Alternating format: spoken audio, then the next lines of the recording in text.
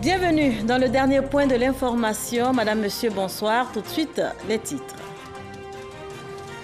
Le bicamérisme est en marche en Côte d'Ivoire. C'est fait. La deuxième chambre du Parlement ivoirien a été installée ce jeudi 12 avril 2018 à Yamoussoukro. Nous reviendrons sur les temps forts de la cérémonie. En images, on le verra dans ce journal, la rencontre entre le président de la République et les membres du corps préfectoral. Rencontre qui a eu lieu à la Fondation Félix Houphouët-Boigny à Yamoussoukro. Il en ressort que le président de la République a décidé de l'alignement du statut des préfets sur les grands corps de l'administration. Le dossier de ce soir nous conduira sur les traces des ex-candidats à la présidentielle de 2015. Que deviennent-ils? Ont-ils renoncé au pouvoir? Sur les traces des ex-candidats de la présidentielle 2015. Le dossier est signé ce soir Herman Guivet. Mais avant, sachez pour démarrer que le chef de l'État a regagné Abidjan ce soir. Le président Alassane Ouattara était à Yamoussoukro pour l'installation officielle du tout premier Sénat de Côte d'Ivoire. Événement historique auquel prenaient part, aux côtés donc du président de la République, les membres du gouvernement et les institutions de la République. Notez qu'avant la rentrée officielle du Sénat, le chef de l'État a présidé hier mercredi un conseil des ministres donc dans la capitale politique ivoirienne. Le bicamérisme en marche en Côte d'Ivoire, je vous le disais en titre, c'est fait. La deuxième chambre du Parlement ivoirien a été installée ce 12 avril 2018 à Yamoussoukro. Retour sur les temps forts de la rentrée solennelle du premier Sénat de Côte d'Ivoire. C'était à la Fondation Félix Houphouët-Boigny à Yamoussoukro, en présence donc du président de la République, Alassane Ouattara. On fait le point tout de suite avec Viviane Aïma. C'est parti. Le Sénat ivoirien est entré en fonction depuis ce jeudi 12 avril 2018. La cérémonie solennelle d'ouverture de la première session ordinaire de sa première législature a été auréolée par la présence du président de la République Alassane Ouattara et des plus hautes personnalités de l'État, les présidents des grandes institutions de la République, les membres du gouvernement, les élus des collectivités décentralisées et aussi par la présence de délégations venues de l'extérieur, notamment une délégation du Sénat gabonais conduite par la présidente de cette institution. Hormis cet aéropage prestigieux, cette cérémonie solennelle d'ouverture a été aussi marquée par un signal politique fort envoyé par le RHDP, celui d'une alliance politique toujours réelle, toujours d'actualité. Le président du PDCI et président du présidium du RHDP, Henri Konan Bédié et son épouse, honoraient de leur présence l'événement. Dans son message d'ouverture, le président du Sénat a d'ailleurs salué cette alliance politique, affirmant ainsi la volonté de la deuxième chambre du Parlement de travailler à la consolidation du RHDP. Il faut noter que sur les 66 sénateurs issus des élections sénatoriales du 24 mars dernier, 50 sont militants du RHDP contre 16 indépendants. Notre institution est installée à une étape charnière de l'histoire de notre pays et de celle du monde. Notre époque est en proie aux mutations profondes, des mutations aussi bien dans les domaines des sciences, des techniques, des technologies nouvelles, de la médecine que de la sociologie. Ces changements se reflètent dans le monde politique et dans la manière même de faire la politique. Pour ne pas disparaître ou rester statique face à ces changements, nous devons chacun à son niveau nous adapter. Fort heureusement et en ce qui concerne notre pays, au plan politique, une dynamique nouvelle a été enclenchée avec le Rassemblement des Oufouettistes pour la démocratie et la paix, le RHDP. Je voudrais saluer ici solennellement la grande vision du président Alassane Ouattara et de son aîné, le président Henri Konan Bédié, ainsi que des présidents Albert Mabry-Touakeus, de l'UDPCI, Anzoumana Moutaï du MFA, Soro Brahima de l'UPCI, Joseph Sekaseka du PIT, qui ont décidé de renforcer les bases de cette alliance politique née en 2005 et qui nous a permis de gagner toutes les élections et de gouverner ensemble paisiblement la Côte d'Ivoire.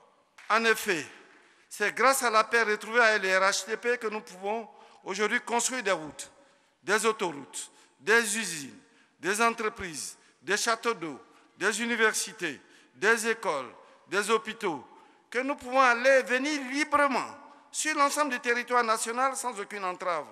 Je voudrais donc inviter tous les partis politiques membres du RHDP à savoir oser, avec courage et dans un esprit de fraternité, le pas final, le pas salvateur pour notre pays et l'avenir des générations futures.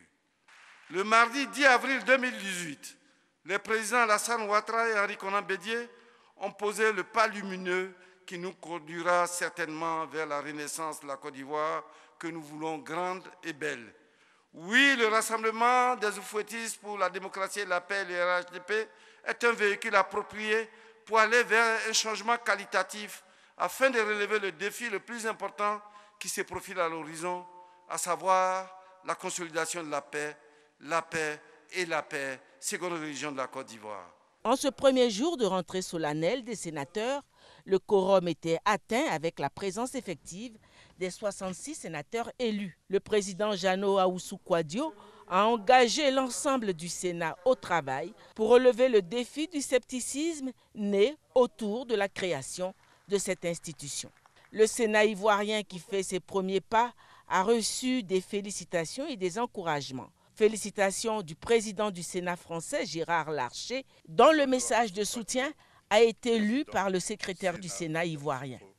Félicitations et encouragements du Sénat gabonais, représenté par sa présidente, Lucie Milebou Aubusson.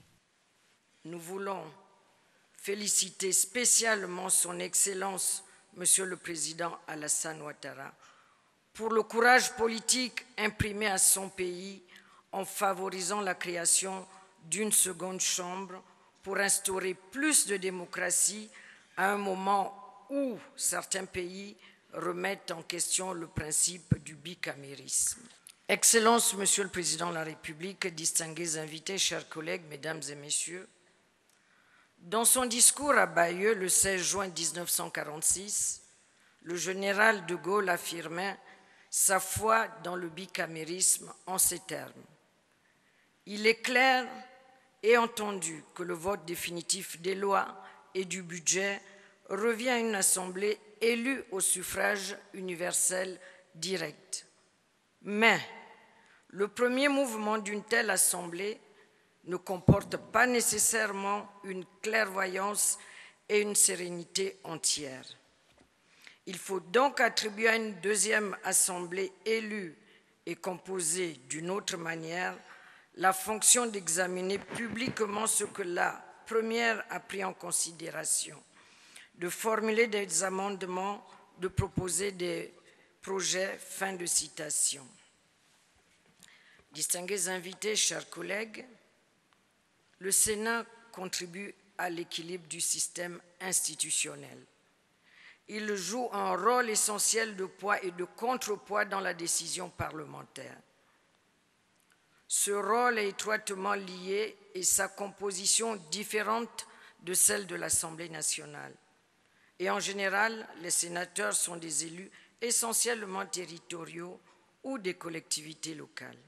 Concluant la série des allocutions, le président de la République, Alassane Ouattara, dont l'histoire retiendra qu'il est l'initiateur du Sénat en Côte d'Ivoire, a rappelé la justesse du choix qu'il a opéré. Une nouvelle ère s'ouvre aujourd'hui dans notre pays, avec les deux chambres du Parlement, que sont l'Assemblée nationale et le Sénat.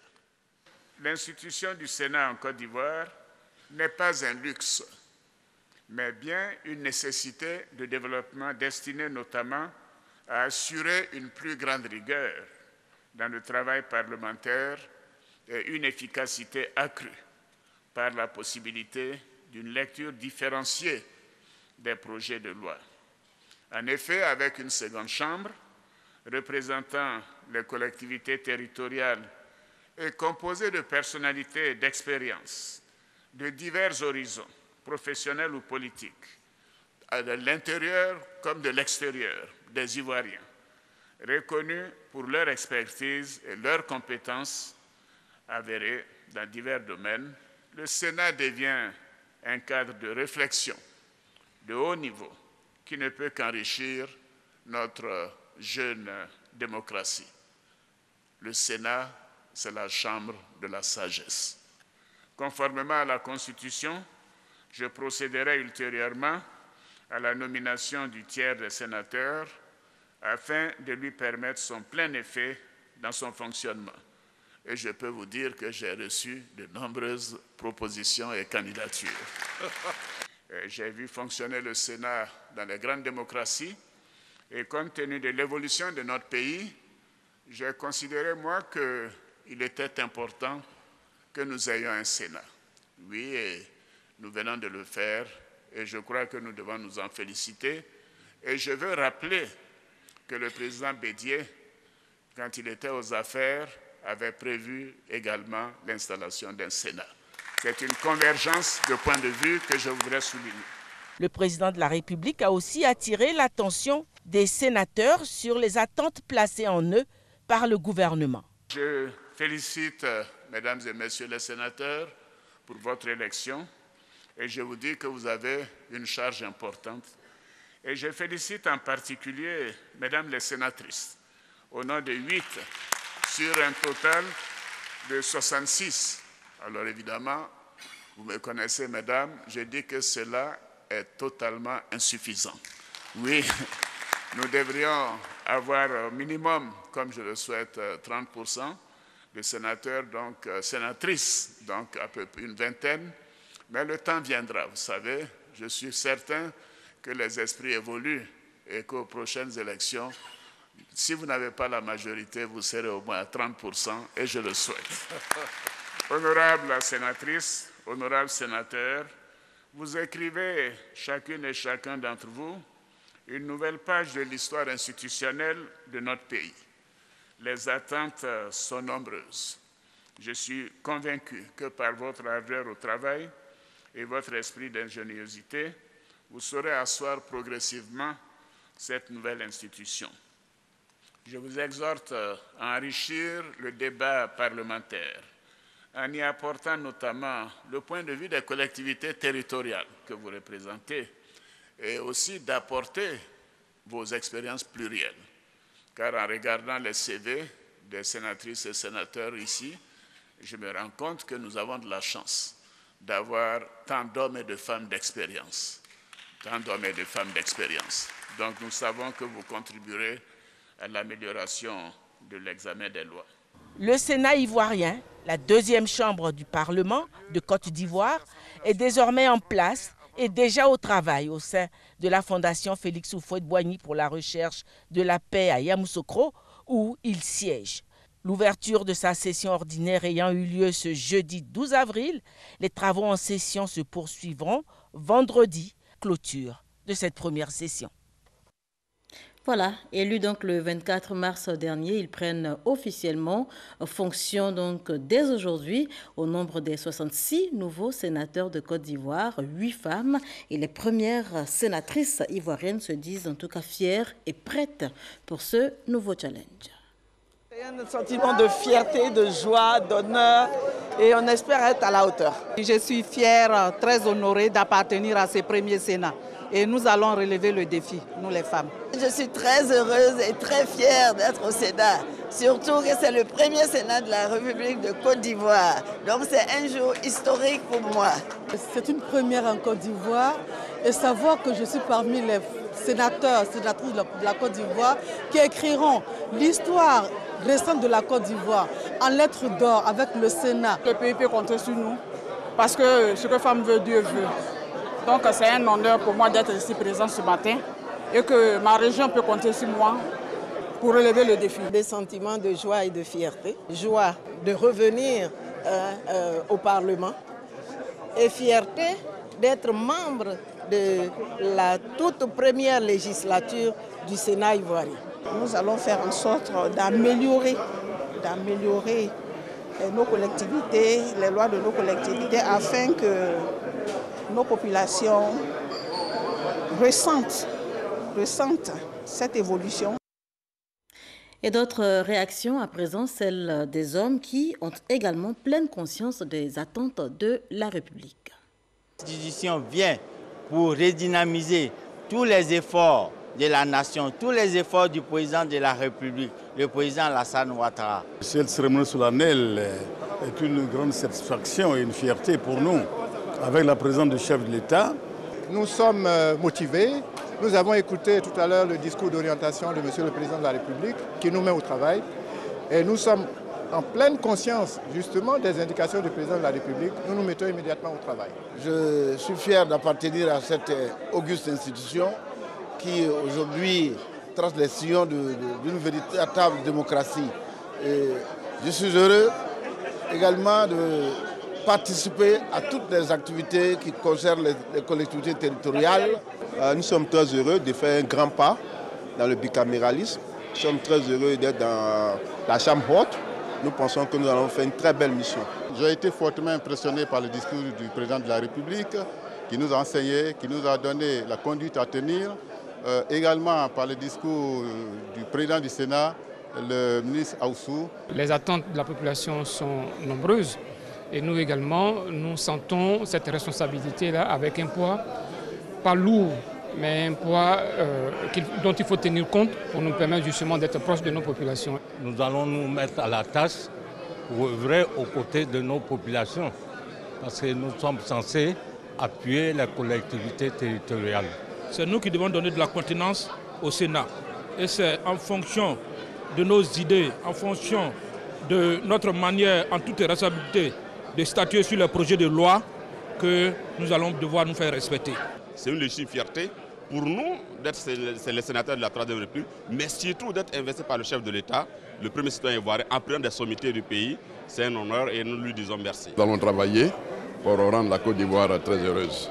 Nous avons la responsabilité d'aider à la construction de l'État de droit et de participer à la construction aussi du développement économique et social avec un nouveau modèle.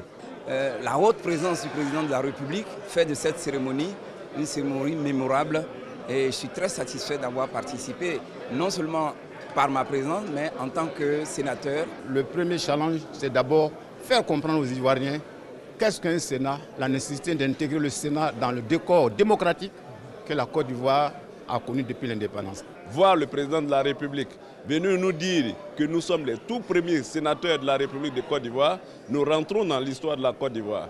Et pour mériter cela, il faut bien faire son travail et nous comptons le faire vraiment pour mériter la confiance que le président et les grands électeurs ont placée en nous.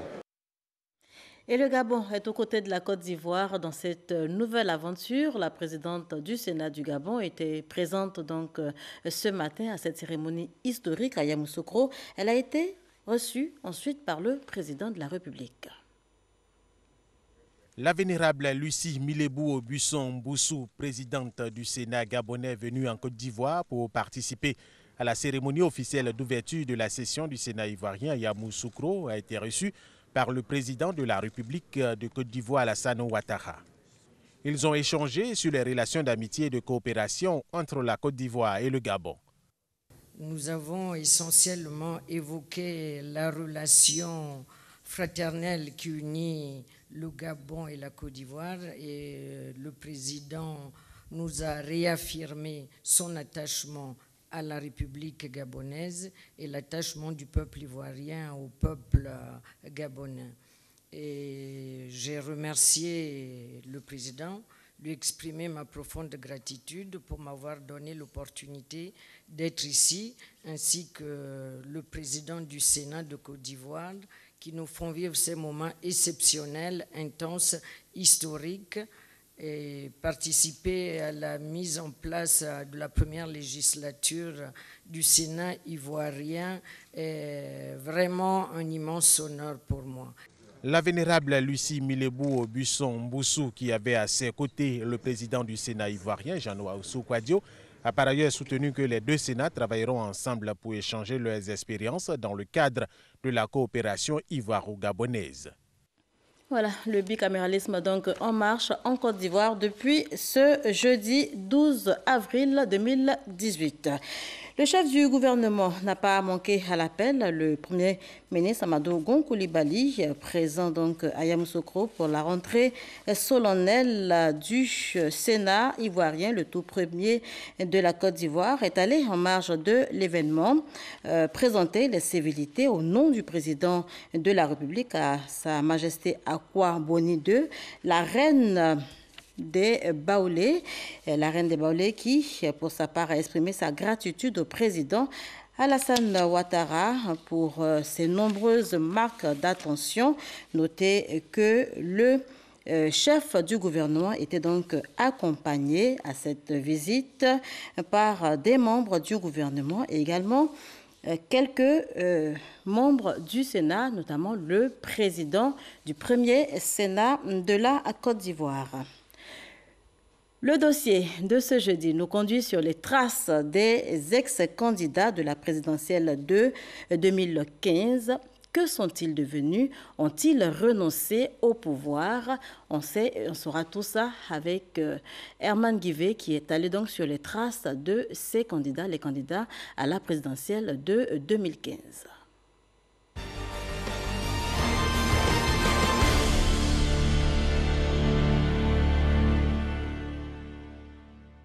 Octobre 2015, ils sont 10 candidats engagés dans la course à l'élection présidentielle. Le candidat Alassane Ouattara sort grand vainqueur de l'élection. Parmi eux, 4 candidats méconnus jusque-là auront marqué cette campagne présidentielle. Je pense que je suis à la hauteur pour pouvoir régler tous ces problèmes et que les Ivoiriens puissent se parler. Ça durera le temps que Dieu voudra. Je serai président de la République de Côte d'Ivoire. Je voulais que les Ivoiriens retiennent que je suis cette femme qui va leur apporter la paix. Mes chers Ivoiriens, comment vous et moi, ensemble, en ne comptant que sur nos forces, nous pouvons créer nos propres richesses? 3 ans plus tard, que sont devenus les autres candidats? Cette interrogation nous a conduits sur de multiples chemins, et l'un d'eux jusque dans le Haut-Sassandra, d'Aloa, la cité des Antilopes, sur les traces de Kwangwa Jacqueline Claire, qui a recueilli 0,40% des suffrages exprimés.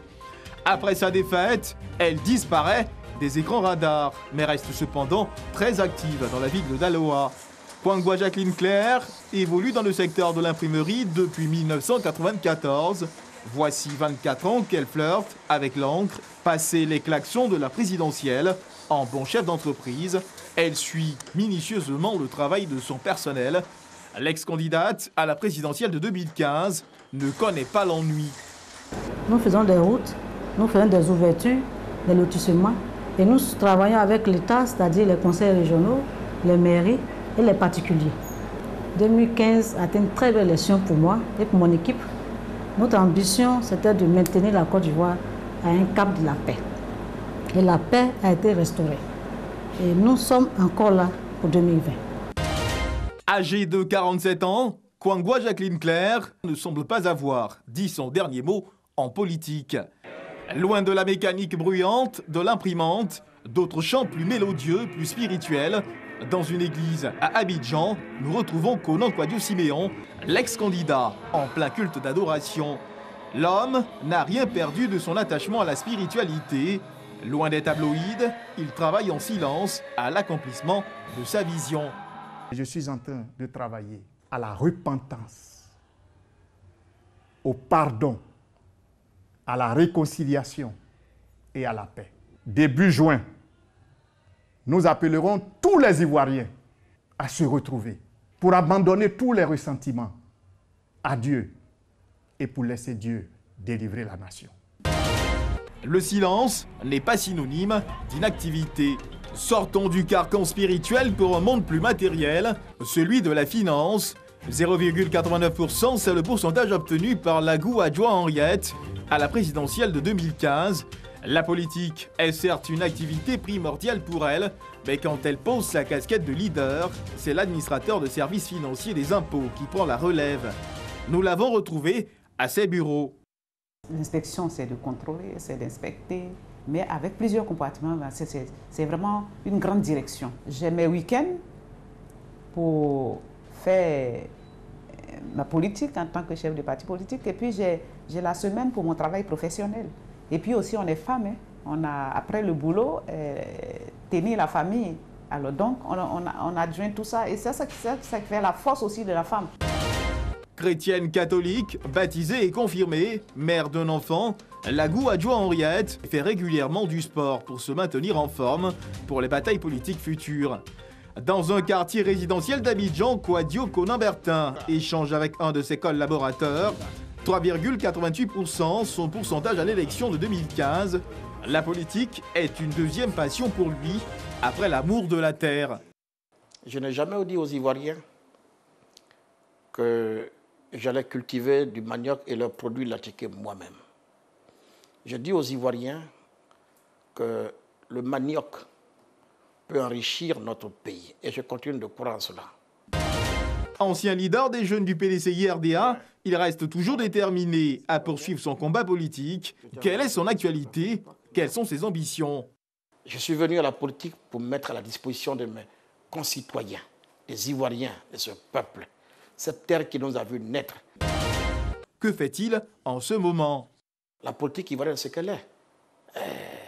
Je ne peux pas vous dire aujourd'hui, ceci m'appartient à Abidjan, cela m'appartient à Bouaké, ceci m'appartient à Yamoussoukro. Non. Nous nous rendons utiles, nous sommes tous soit planteurs, soit opérateurs économiques, soit fonctionnaires, mais chacun s'organise comme il peut.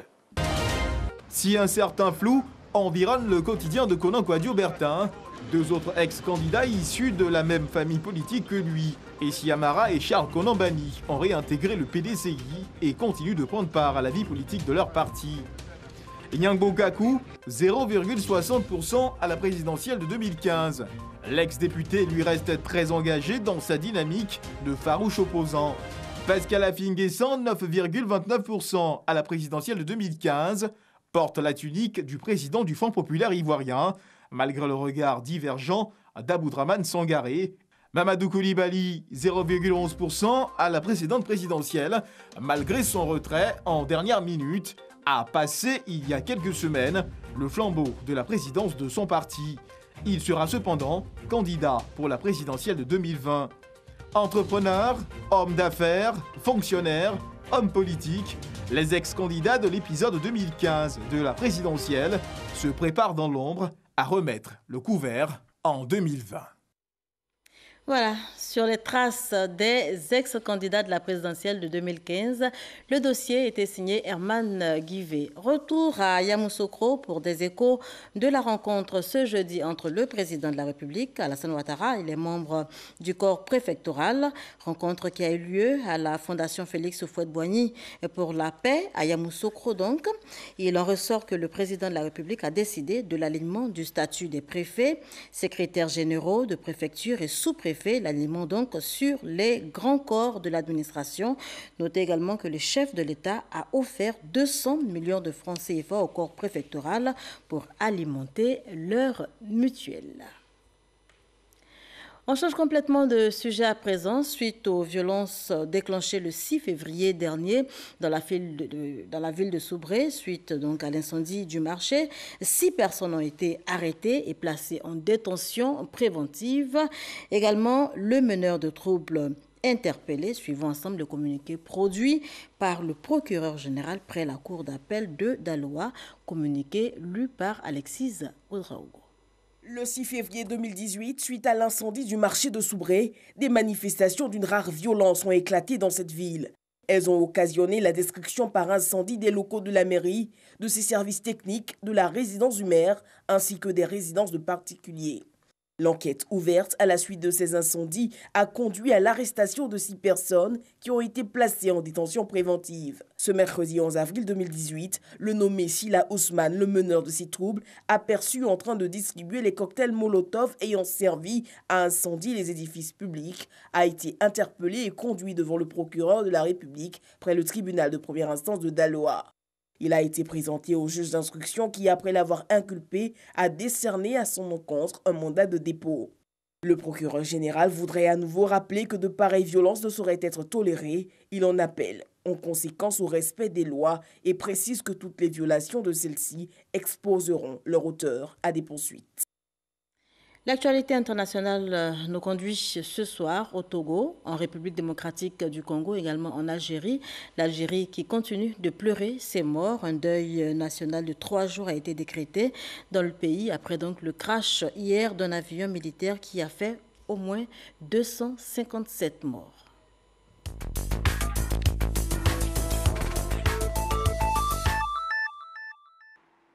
Après le crash d'un avion militaire algérien qui a fait 250 victimes mercredi, le président Abdelaziz Bouteflika a décrété un deuil national de 3 jours à compter mercredi 11 avril. La présidence de la République a également annoncé que la prière de l'absent serait récitée en mémoire des victimes après la grande prière musulmane de ce vendredi. Pour rappel, dans la matinée de mercredi, un avion militaire s'est écrasé juste après son décollage de la base aérienne de Boufarik, à une trentaine de kilomètres au sud d'Alger. Les élections présidentielles en République démocratique du Congo sont prévues pour le 23 décembre prochain, mais l'opposition conteste déjà l'utilisation de la machine à voter. Le mercredi dernier, une déclaration commune pour rejeter le système de vote de l'écran tactile. Pour elle, cette technologie présente des risques de tricherie à grande échelle. Une nouvelle journée de manifestations politiques se prépare au Togo. L'opposition maintient son appel à descendre dans la rue. Hier mercredi, les rassemblements émaillés de violence ont fait quelques 25 blessés et 5 arrestations à travers tout le pays. Depuis ce jeudi, un dispositif de sécurité est déployé à Lomé, la capitale du pays. C'est ici qu'on s'arrête pour cette édition. Merci de l'avoir suivi.